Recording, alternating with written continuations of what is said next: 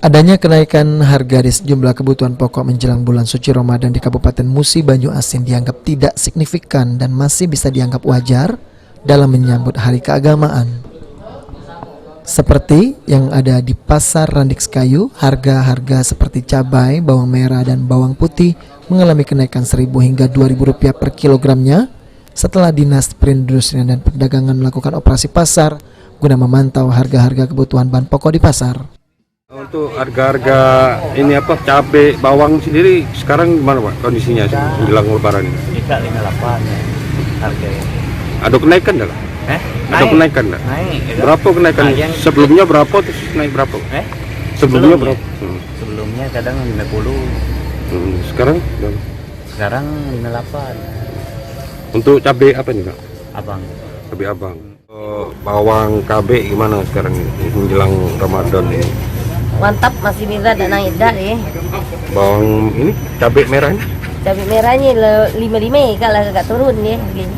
Berapa ya? 55 sekilo. 55. Sebelumnya berapa? Hah? Sebelumnya 60. 60 55. Selain itu, Dinas Perdagangan dan Perindustrian melakukan sosialisasi masyarakat melek metrologi tentang timbangan yang sesuai dengan standar Tera agar tidak ada lagi manipulasi berat timbangan demi mencegah kecurangan yang dilakukan oleh pedagang pasar terhadap pembeli. Kepala Disdak Perin Muba menjelaskan, operasi pasar yang pihaknya lakukan guna mengantisipasi terjadinya lonjakan harga kebutuhan bahan pokok masyarakat demi menjaga kenyamanan bertransaksi di pasar.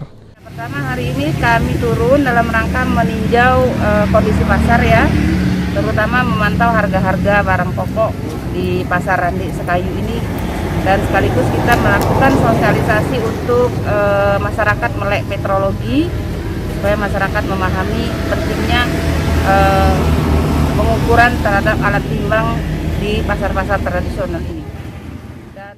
Dinas Perdagangan dan Perindustrian Muba juga telah membuka pasar murah di sejumlah pasar di seluruh kecamatan secara bertahap untuk melayani masyarakat. Ruzi Iskandar, PAL TV.